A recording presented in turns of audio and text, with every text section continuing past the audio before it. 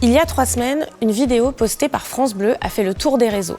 On y voit des centaines de personnes faisant la queue devant un cabinet médical à Évron, en Mayenne, pour s'inscrire auprès du nouveau médecin généraliste. Certaines ont attendu plusieurs heures debout, dans l'espoir d'avoir enfin un médecin traitant. L'image est impressionnante, mais pas étonnante, car la Mayenne est considérée comme un désert médical. Vous n'avez pas de médecin traitant? J'ai pas de médecin traitant. Ça fait 2 ans que j'habite ici, j'arrive pas à trouver un médecin traitant. Qu'est-ce que vous faites par exemple pour essayer de trouver un médecin? Vous passez des coups de fil? Un coup de fil, ça marche pas. Tout de suite, ils vous disent qu'on ne prenne pas de nouveaux patients. Vous essayez régulièrement? Non, moi je veux plus appeler, j'en ai marre d'appeler, madame. J'ai abandonné les appels téléphoniques, voilà. S'il y a un problème, je me déplace pour un autre département et puis voilà. À combien vous évaluez le nombre de personnes qui ont besoin d'un médecin aujourd'hui sur votre commune et les communes alentours? Alors, communes et communes alentours, ça représente au moins 3000 personnes. Donc on rentre vraiment dans une phase critique. Mediapart. 11 ans après nos premières révélations et 9 après l'ouverture d'une enquête pénale, Mediapart publie de nouvelles informations sur des développements majeurs des investigations judiciaires sur une affaire d'État, l'affaire des financements libyens de Nicolas Sarkozy.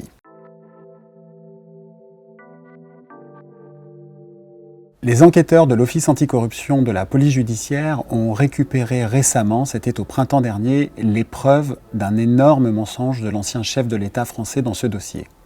Depuis 2019, la justice sait qu'un proche de Nicolas Sarkozy, un homme d'affaires déjà condamné dans plusieurs dossiers financiers, un certain Thierry Gobert, avait été destinataire, 1 an avant l'élection présidentielle, c'était en février 2006, d'un virement d'1 demi-million d'argent libyen envoyé par un terroriste d'État du régime Kadhafi qui avait été condamné en France pour terrorisme, pour avoir été l'organisateur d'un attentat, l'attentat contre l'avion de ligne du DC-10 UTA. Depuis ces révélations, Nicolas Sarkozy ne cesse de dire, que ce soit dans le cabinet des juges ou même dans plusieurs médias, qu'il n'avait plus le moindre contact, c'est sa citation, qu'il n'avait plus vu depuis 1996 Thierry Gobert. Or, les enquêteurs ont récupéré dans les armoires de leur propre scellé, de la police judiciaire, les preuves que Nicolas Sarkozy a menti. Non seulement Thierry Gobert n'a jamais cessé de fréquenter Nicolas Sarkozy directement ou indirectement par l'intermédiaire de son principal lieutenant et ami Brice Hortefeux, mais ces archives prouvent qu'il était personnellement impliqué dans les affaires libyennes du cabinet Sarkozy quand il était ministre de l'Intérieur entre 2005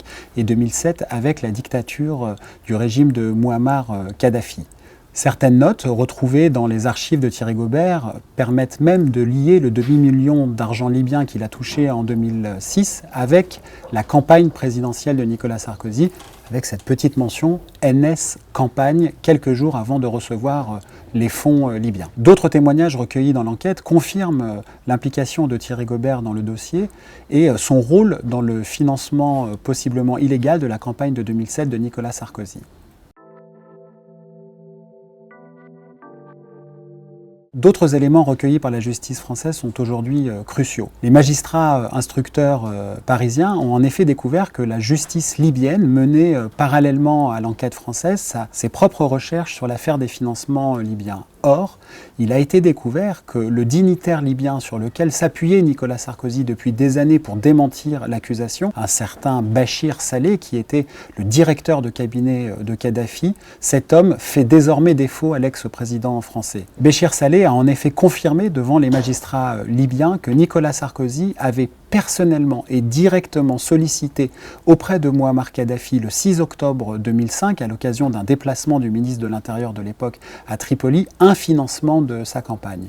Ce témoignage est aujourd'hui conforté par celui de 2 autres fonctionnaires du régime Kadhafi, ce qui vient considérablement affaiblir la défense de Nicolas Sarkozy.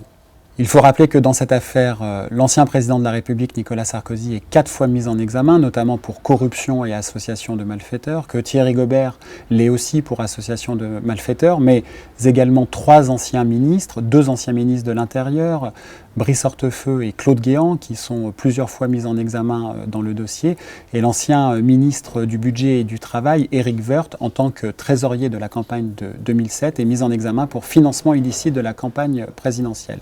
Évidemment, comme n'importe quelle mise en cause en France, ils sont présumés innocents. Toutes les révélations de Mediapart sur l'affaire des financements libyens sont à retrouver dans notre dossier spécial.